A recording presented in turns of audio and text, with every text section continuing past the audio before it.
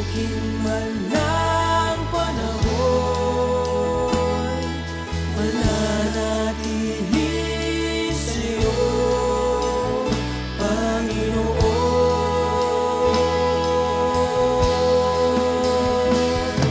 Walang alinlangang maglilingkod, walang pangambang sa'yo ay susunod. Hindi susuko at hindi ito, patuloy lamang sa iyo, Panginoon.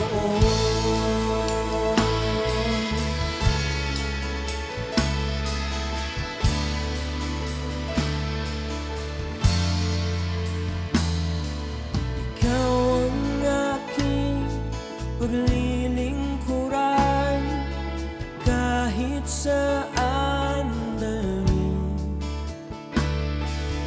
Ikaw ay lagi kung susundin, anuman ang suliranin. Lahat ay aking kakayanin, pagkat ikaw ay kapiling. Subukin man ng panahon, mananatili sa'yo, Panginoon.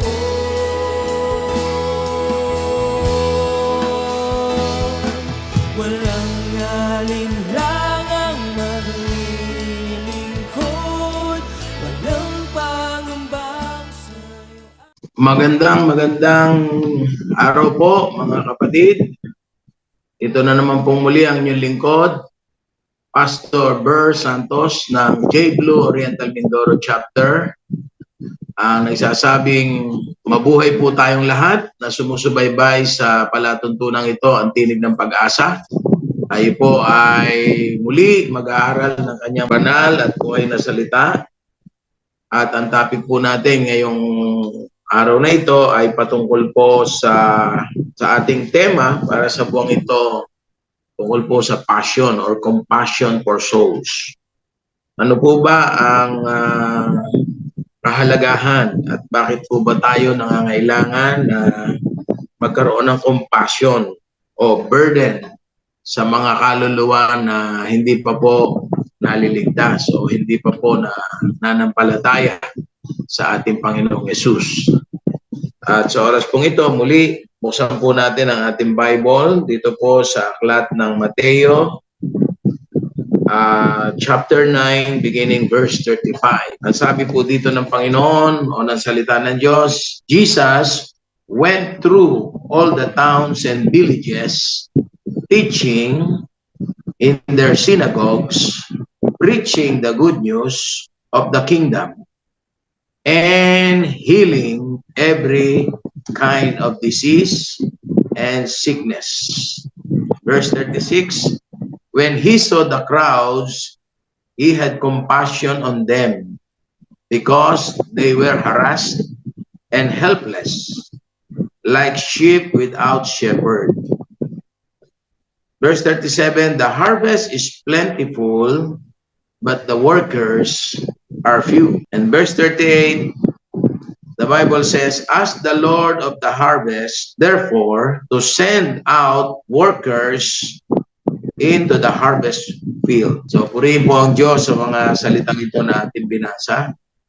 Kung ating pong bubuksan ang ating Bible, ito po ay matutungayan din po natin sa Matthew 4:23 to 25 at sa Matthew 9:35 to 38 na kung saan ang ating Panginoon ay meron po siyang kahabagan sa mga tao. Ano?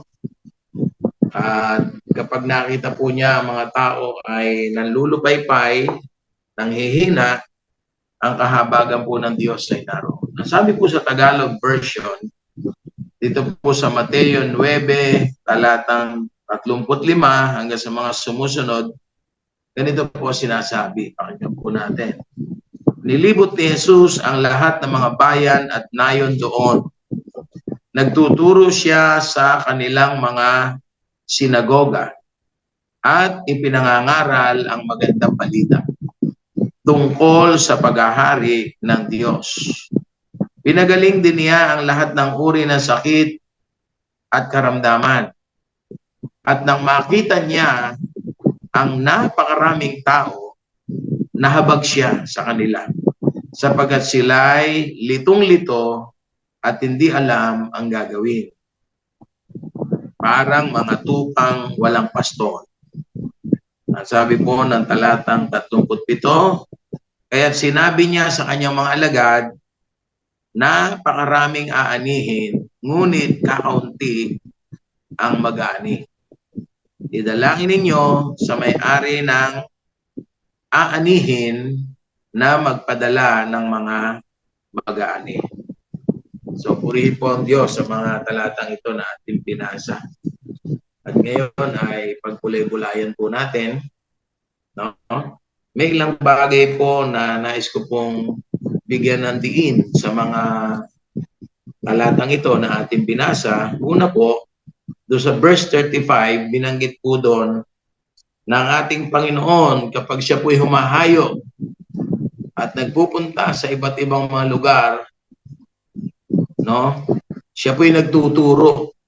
No? Nagtuturo po siya ng mga salita ng Diyos na hango sa kalooban ng Ama. Ano? Kasi during that time, wala pa naman sigurong written word. No?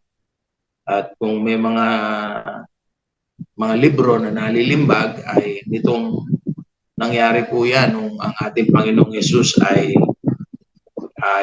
nag-resurrect na. No? Tatlong bagay po ito. Una, ang ating Panginoong Yesus po ay nagtuturo ng katotohanan. At sabi nga ho ng Bible, malalaman natin ang katotohanan at ito magpapalaya sa atin. Kasi maging sa panahon natin, marami pa pong tao ang hindi nakakaalam ng katotohanan.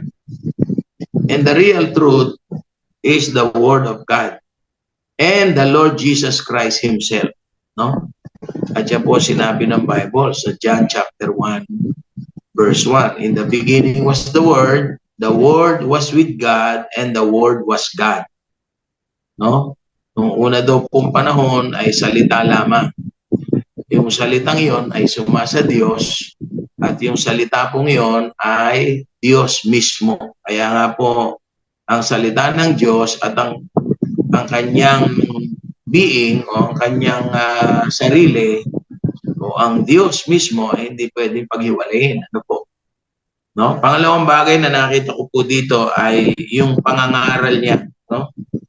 Yung pangangaral. Yung pangangaral po ay nagpapakita po ito ng concern o commitment. No? Ito po yung pagdi-deliver ng sermon ng ating Panginoon upang ang mga tao ay maabot sa kanilang mga pangangailangan. Kaya ang pagkakaiba po ng teaching at saka ng preaching, yung teaching po, sound doctrine po yan. Ano? Yung, kumbaga, pag itinuturo ng Panginoon ang katotohanan, kung minsan ito'y masakit, no? Kung minsan ito'y parang nakakapikon sa mga nakakapakinig, kasi pagtuturo nga po no? Kailangan ituro ang totoo. Masaktan ka kung masasaktan, pero kung tatanggapin mo ito, ikaw ay mapapalaya. Yun po sabi ng Bible. Yung preaching naman, inaabot po nito yung pangangailangan ng tao. Inaabot po nito yung mga bagay na naroon sa kaloob-looban ng iyong puso. Kaya mapapansin nyo kapag ang preacher ay nangangaral ng salita ng Diyos, parang hinahaplos ang puso natin at nababagbag. So yun po ang preaching. Ano? Inaabot po nito ang kaibuturan ng ating puso hanggang sa tayo po ay lumapit sa Panginoon, magpakumbaba. Aminin natin na kung wala ang Panginoon, wala talaga tayong magagawa. So yun po ang preaching. At yung pangatlo po na nakita ko po dito sa verse 35 ay yung pagpapagaling ng ating Panginoon sa lahat ng uri ng karamdaman. At ito po ay nangyayari sa lahat po, no, ng pangangaral ng ating Panginoon. Laging may kasamang signs, wonders, and miracles.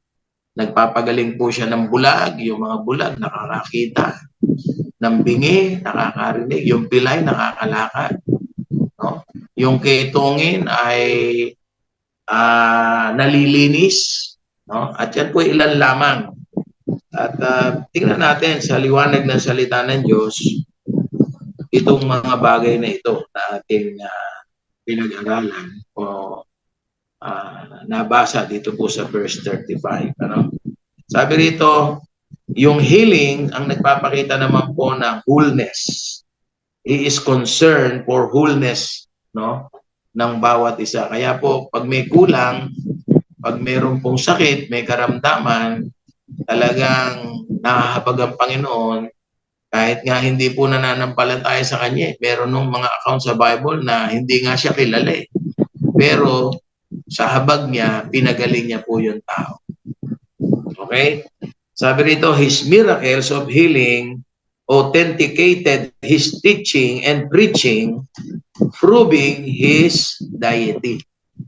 No? Yun daw pong healing, yung signs, wonders, and miracles, ito daw po ay ino-authenticate nito o pinatototohanan yung kanyang mga katuruan at yung kanyang pangangaral. Kaya mapapansin po natin, kahit saan magpunta ang ating Panginoon, gumagawa po siya ng himala, no? Ng kababalagan. Yan. At dito po mapapatunayan yung kahabagan ng Panginoon. Pag binuksan po natin yung Matthew 14:14, no? At saka yung Matthew 15 verse 32, yan po sabi ng Bible na ang ating Panginoon ay naging mahabagin, naawa po siya ng gusto sa mga tao. At dahil sa kanyang pag-aawa, gumawa po siya ng himala, no? Pinakain niya po yung mga tao. No? At yung dalawang occasion po ito, yung isang occasion po nito ay nagpakain ng ating Panginoon ng 5,000 men, excluding women and children. At ang ginamit po doon ay 5 tinapay, 2 isda lamang. Ano po? Yun. At ang tinapay na yon ay, sabi sa Biblia, pag binasa natin yung istorya, galing sa isang bata, no, na may baon na 5 tinapay, 2 isda. At dahil doon ay napakain po ang napakaraming tao. Nung una, sabi ng mga alagad ay, Panginoon, paano natin mapapakain yung dami ng tao na yan? Kahit po siguro 1 taong sweldo ng tao, hindi kaya, hindi kasya. Pero sabi ng Panginoon, kayo magpapakain. No? Ano bang meron dyan? So, doon sa kakaunting tinapay at isda po na yon ay naghimala ang Diyos. Nung tumingala ang ating Panginoon ay nagpasalamat siya sa Ama at pinagpira-piraso ang tinapay at ang isda at ito'y pinamahagi sa lahat. At sabi ng Bible, ang lahat ay nakakain at nabusog.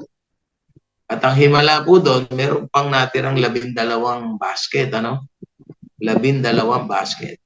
May nagtatanong po sa akin para kanino kaya yung 12 basket? Siguro para sa mga alagad yun kasi 12 sila. Pero pag pinag-aralan po natin ang prinsipyo ng Biblia, hindi po yun para sa 12 alagad. Kasi ang sabi ho ng Lucas 6:38, kapag ikay nagbigay, bibigyan ka, gustong takal, siklig, siksik, liglig, at umaapo pa ang ipagkakaloob sa iyo. So, sino ba nagbigay? Di yung bata. Kaya ang istorya po noon, yung bata, hindi maganda dala pa uwi. At siguro dahil generous naman siya, baka ipinamigay na rin niya yung 12 bakol na yon o 12 basket. So yun po ang himala, no? Praise God. Pangalawa ay ito pong bulag. Meron pong bulag na lumapit sa Panginoon. dito sa Matthew 20 verse 34 na kinahabagan ng Panginoon, ano? At doon sa Matthew 9:27 to 30, ganun din. May dalawang bulag na lumapit sa Panginoon at humingi ng kagalingan. Doon sa Mark chapter 10, 46 to 52, kung inyong bubuksan, ito po yung istorya tungkol kay Bartimeo, yung bulag, na anak ni Mang Timeo. No? Na nung tanungin ng Panginoon, anong gusto mong gawin ko sa iyo? Ang sabi ni Bartimeo, gusto ko pong muling makakita. So kung titingnan po natin, ito si Bartimeo ay dating nakakakita. Pero dahil sa kasalanan, siya po ay nabulag. Kaya nga may mga salita po ang Panginoon na kapag nagpagaling, no, kapag gumawa ng himala at natanggap ng tao ang pangaral ng Panginoon, o magaling ka na ngayon, no, huwag ka nang magpatuloy sa kasalanan dahil kung hindi, posibleng mas malala pa ang maranasan. So yun po ang sabi ng Panginoon. Kaya kung titingnan po natin dito, dahil sa kahabagan ng Diyos, siya po'y nagpagaling. Pero kung minsan o kadalasan, ang kailangan po dito ay pananampalataya. Kasi nagtanong din ng Panginoon, ano gusto mong gawin ko sa iyo? Gusto ko pong makakita.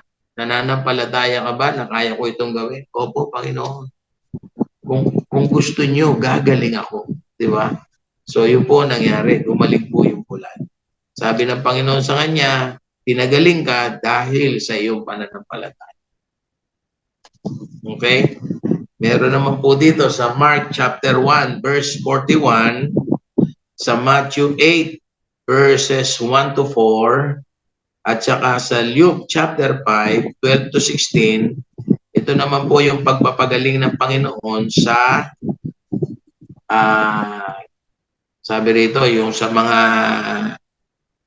lepers o yung mayroong ketong. Okay? So dito po, gumawa ng himala ang Diyos, ano?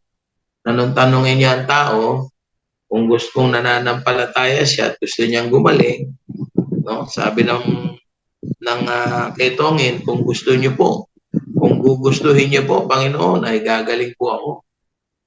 Ay sabi ng Panginoon, gusto kong gumaling ka, gusto kong maging malinis ka. At nung oras na yun, sabi ng Biblia, yung ketongin po ay biglang-bigla, yun ang himala, luminis ang katawan. Hindi lang basta gumaling yung sugat, ano? Kasi pag sinabing ketongin, ano po yan, may mga sugat na nagnanaknak, no? Na nakakapandiri. Kaya nga po hindi tinatanggap yan doon sa loob ng kampamento. Sila po ay sa labas lang, no? Kasi ang tradition po sa kanila kapag ketongin, sila ay nasumpa dahil dun sa kanilang kasalanan o dahil sa kanilang ginawang masama. Kaya sila po yung pinarusahan ng ketong. Okay? Pero dito po, nahabag ang Panginoon at pinagaling po yung ketongin na para bagang hindi siya nagkasakit. No? Kung babalik-aralan po natin sa Old Testament, meron nung isang commander ng Syrian army, no? Si Naaman ang pangalan, isa po siyang tao na may katungkulan. No? Syrian po siya, hindi po siya Israelita. No? At siya po ay may kapangyarihan sa estado. No? Pero may ketong po siya. Yung kanyang, nung siya po ay, nung mabalitaan po niya na si Eliseo ay nagpapagaling, gumagawa ng himala, ay dahil siya may kapangyarihan, ipinatawag niya para siya ay pagalingin. Pero nagpadala po ng mensahe itong propeta at ang sabi, pumunta ka sa Ilog Jordan at ilubog mo ang iyong sarili doon ng 7 beses. 7 beses, sabi ng propeta. Aba, nung matanggap po ni Naaman, ni Commander Naaman, yung balitang yon, yung utos na yon, nagalit. Nung una, nagalit. Sabi niya, bakit mo uutusan? Ang ine-expect ko, sabi niya, pupunta ka rito para sabihin o para ideklara o para ako'y pagalingin. No? ihilingin mo ito sa iyong Diyos. Pero hindi nga po ganun ang nangyari. Inutusan po siya para ilubog ang kanyang sarili ng 7 beses. Eh buti na lang, nandun yung kanyang tagapayo, no? Si Gehazi, at ang sabi sa kanya, eh boss, wala naman sigurong mawawala kung susunod kayo. Eh ba't di nyo sundin? Kung gusto nyo gumaling. Ayun. At dahil doon, nagdesisyon po siya na pumunta sa Ilog Jordan at ilubog ang kanyang sarili kahit nung panahong yon yung Ilog Jordan po ay hindi ho ganun kalinis. Marumi po ito. Kung sa panahon natin ay parang tubig baha. Eh doon po siya pinalulubog.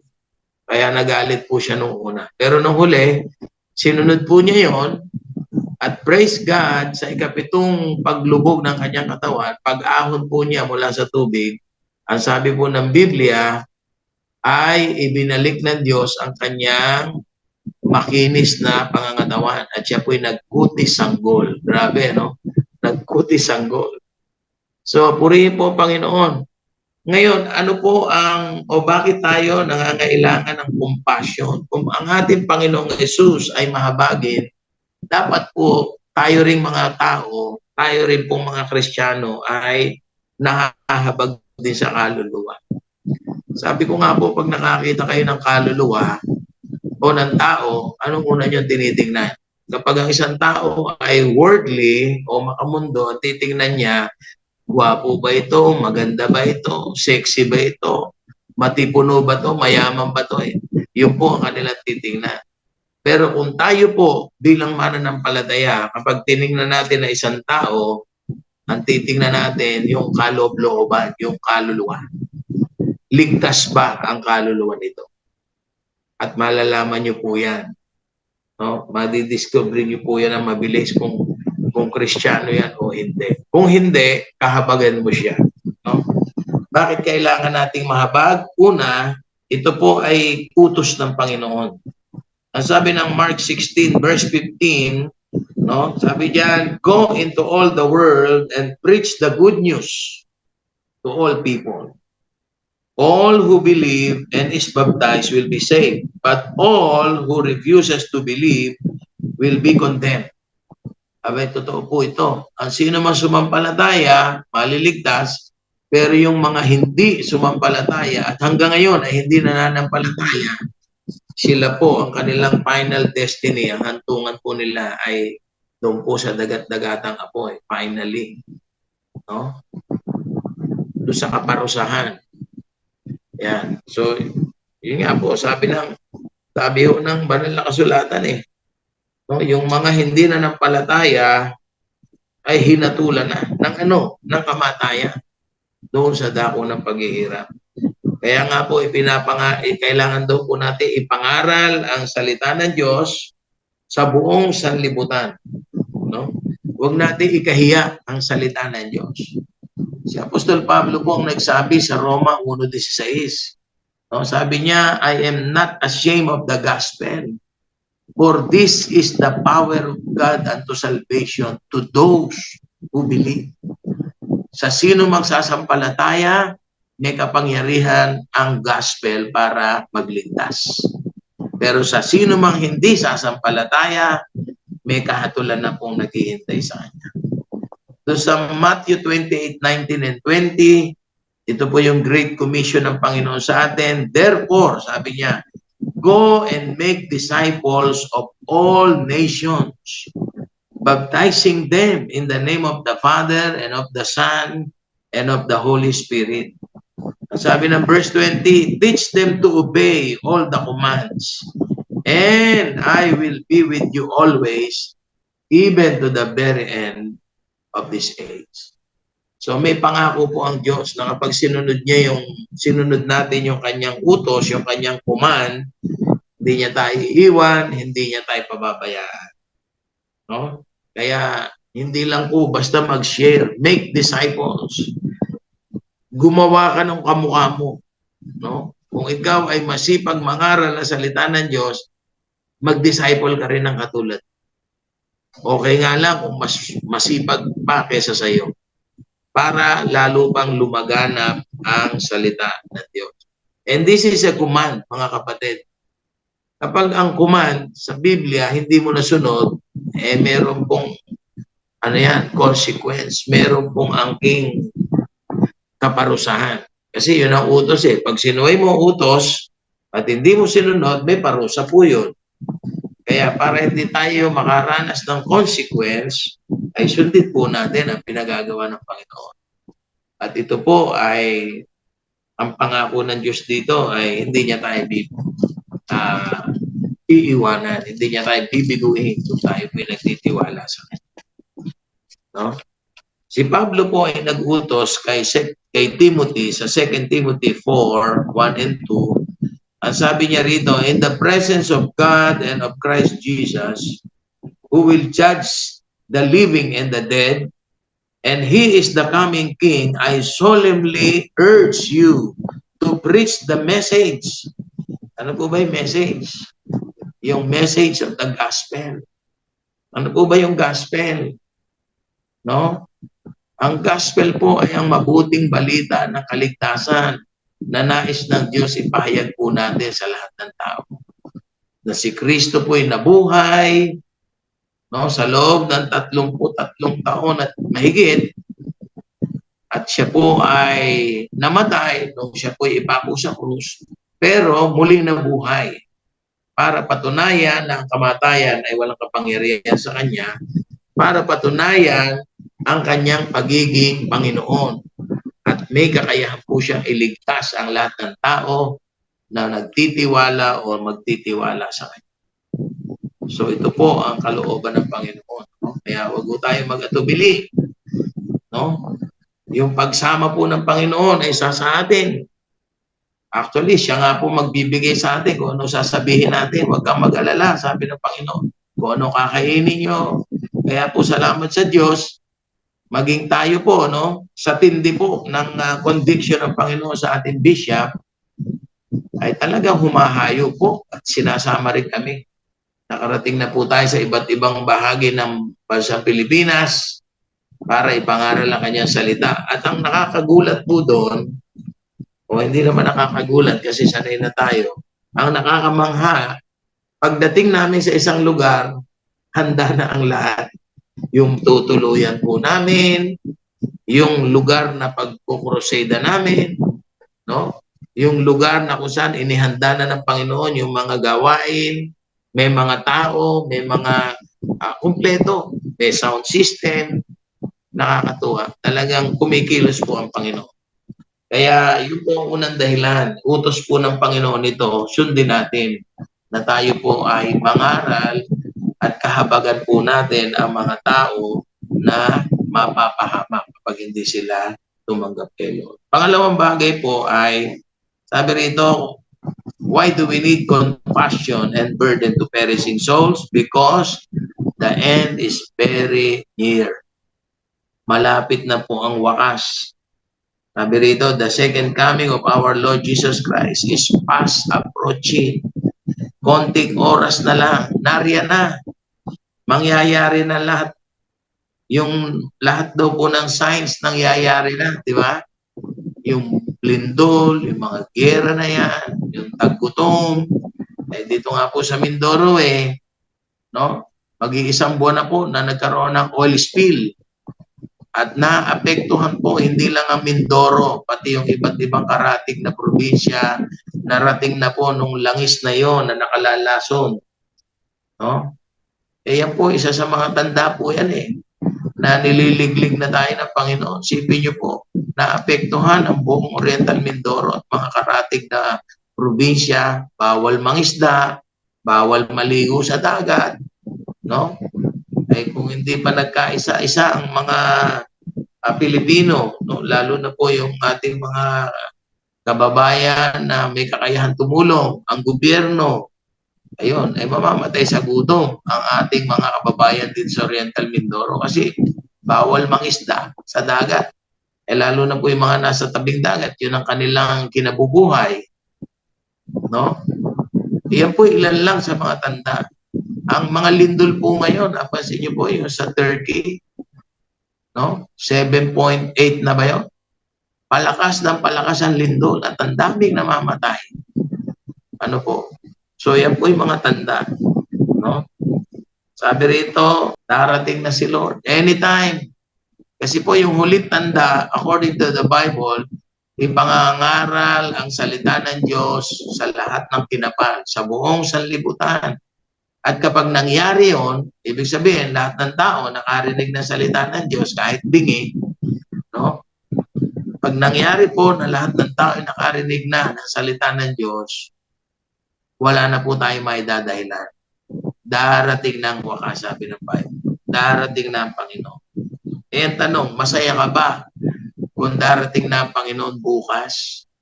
Eh, paano po yung ating mga mahal sa buhay, yung ating mga kapamilya, yung ating mga kababayan, yung mga lugar na hindi pa nararating ng salita ng Diyos, di ba? Kawawa naman po sila. At sino magpapahayag sa kanila? No? Yung mga pastor ba? Hindi po. No? Sabi nga nung aming pastor, yung pastor, tagapag-alaga ng mga tupa. Pero yung mga tupa ang nanganganak. Tama po. Yung mga tupa ang nanganganak. So kung kayo po yung mga tupa ng Diyos, abay mga anak po kayo. Sabi ng John 15:8, no? Ang nakalulugod sa Panginoon kapag ang tao ay namumunga.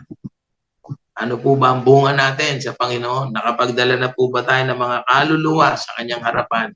That's good. Ipagpatuloy po natin. No?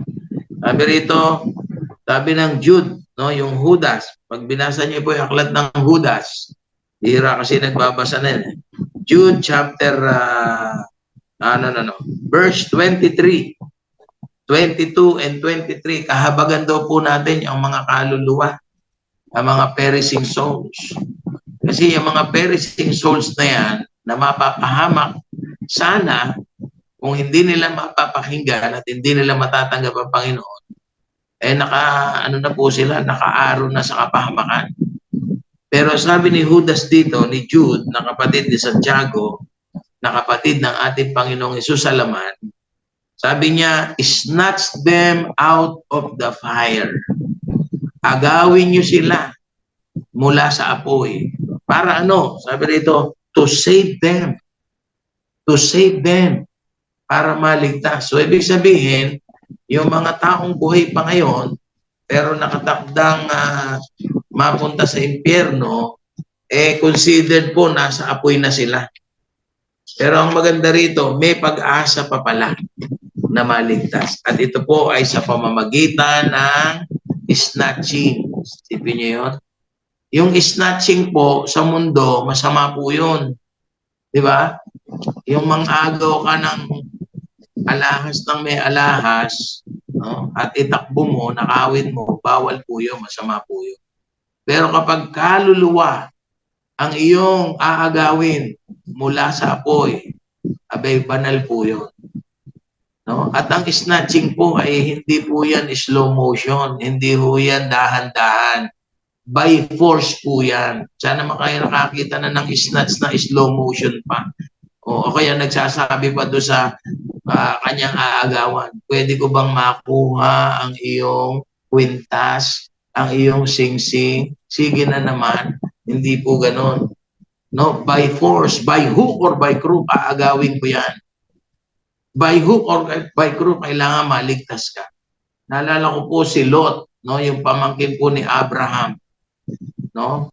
Nasa kagustuhan ng mga anghel na maligtas. Dahil nga kay Abraham, pangako ang Diyos kay Abraham, pamangkin niya po si Lot. At saka si Mrs. Lot, at saka yung kanyang mga anak. Sabi ng Biblia, pag binasa niyo po, halos kalad ka rin ang mga anghel, itong si Lot at ang kanyang pamilya para maligtas. Kasi nga, nanghihinayang po sila na umalis sa Sodom at Gomorrah. Nasumpa na po yun, tutupukin na ng Diyos dahil sa kasalanan. Yung asawa nga ni Lot, sino yun? Si Mrs. Lot. Ang bili ng anghel, wag lilingon, lumingon pa. Nang hinayang siya doon sa kanyang kayamanan na maiiwan sa Sodom at Gomorrah. Ano nangyari? Naging haliging asin. Hindi ko alam kung hanggang ngayon nandun pa ho yun, ano? praise God. Siguro, by God's grace, loobin ng Panginoon, makarating po tayo ng Israel ngayong Disyembre, ay siguro hahanapin ko yung saan ba rito yung asawa ni Lot na naging haliging asin. Nandiyan pa kaya yun? O baka natunaw na yung asin, Okay? So, we need to evangelize, mga kapatid. Bakit? Ang pangatlo, dahil mahal natin ang Panginoon. At dahil nagmamahal tayo sa Diyos, nagmamahal po tayo sa kaluluwa. Amen po?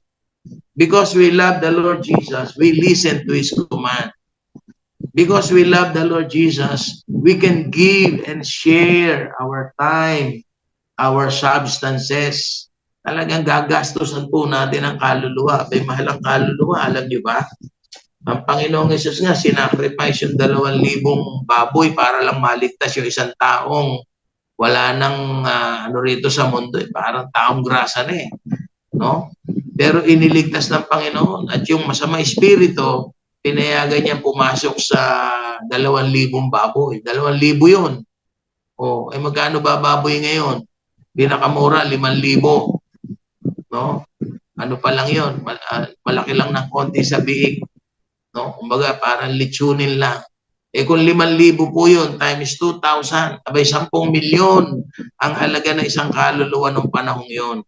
At sino mananagot doon? Ang Panginoong Hesus. No? Command responsibility na yun, pinayagan niya na pumasok sa mga baboy yung masamang espiritu, 2,000 yun. Sipin niyo yung masamang espiritu, 2,000 pumasok sa baboy. Yung pala ay namamahay doon sa taong yung kaya sira ulo. Kaya hindi na nagdaramit, kaya nasa sementeryo na lang nakatira. But praise God, kinahabagan po ito ng Panginoon. No? Because we love the Lord Jesus, we obey and we sacrifice.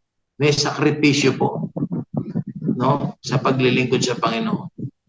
No? Meron po tayong, kumbaga, hindi na natin gagawin pa yung mga bagay na ginagawa natin noong unang panahon na tayo po ay nasa mundo pa. Sinasacrifice na po natin. Because we love the Lord Jesus, we are ready to serve. We are servants.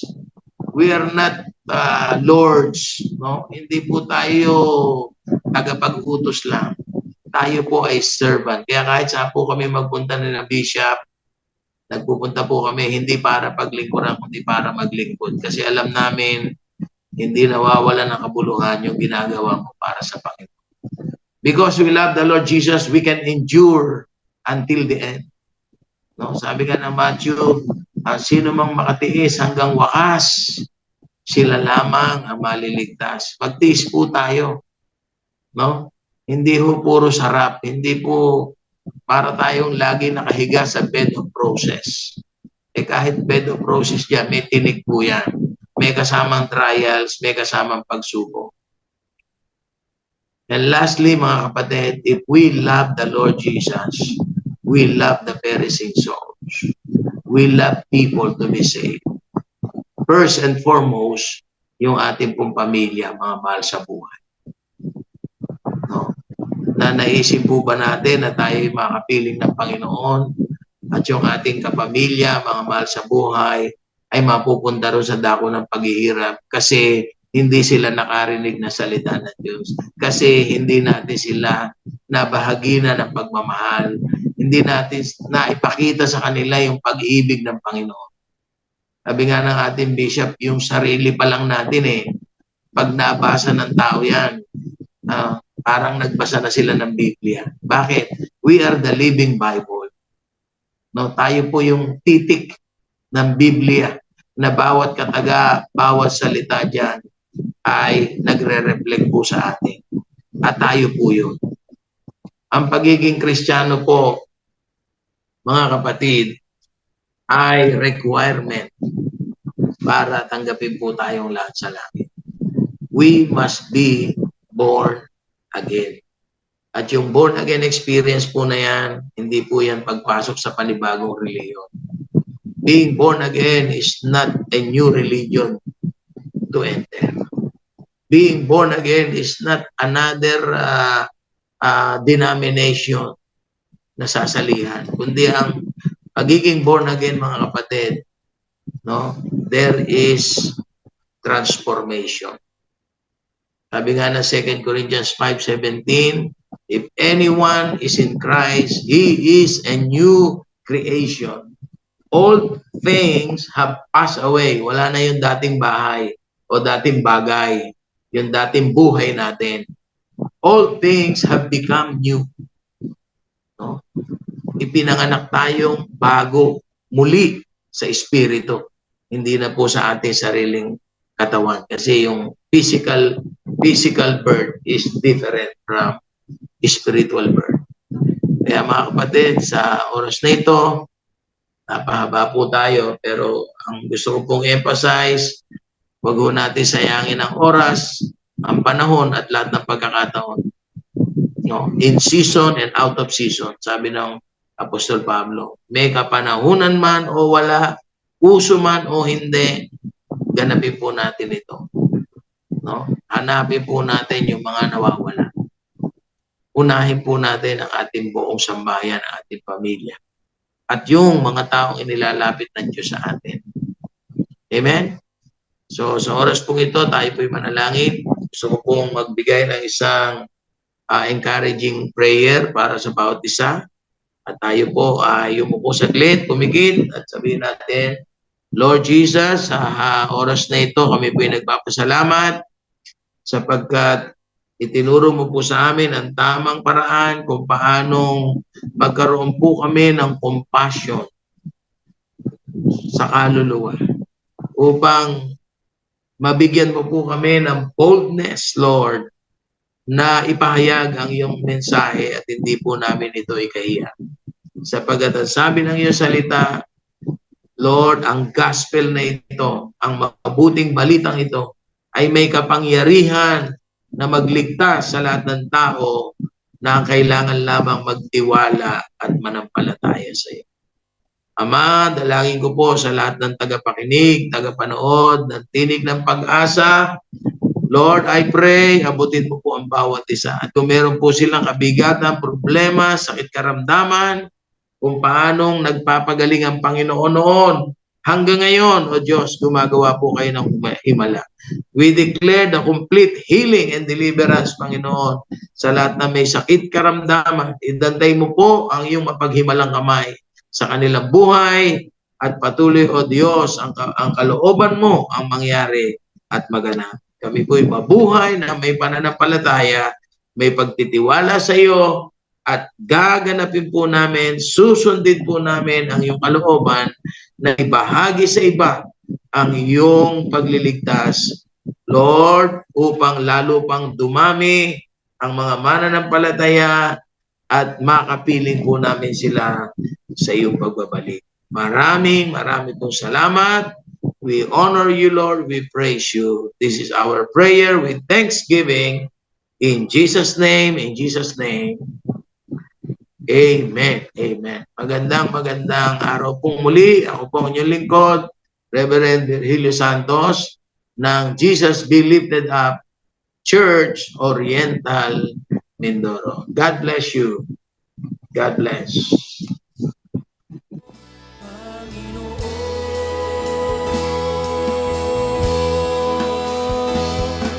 Walang alinlangang maglilingkod, walang pangambang sa'yo ay susunod. Hindi susuko at hindi hinto, patuloy lamang sa iyo. Walang alinlangang maglilingkod, walang pangambang sa'yo ay susunod. Hindi susuko at hindi hinto, patuloy lamang sa iyo. Hanggang dulo, mananatili anumang